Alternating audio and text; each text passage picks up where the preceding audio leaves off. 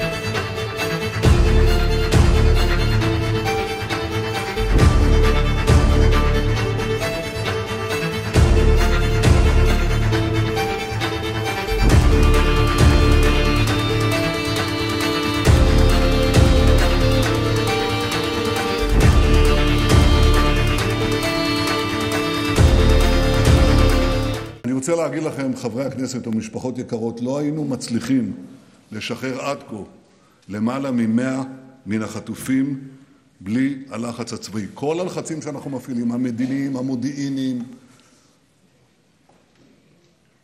מאמצים רבים אחרים, לא היו צולחים בלי הלחץ הצבאי.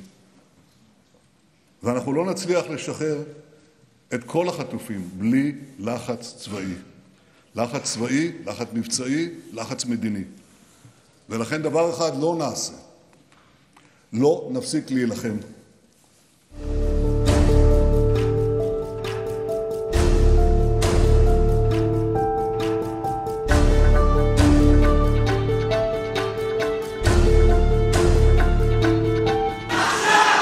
אומר לי אותו הדבר הגשש חלד וחברו עוז.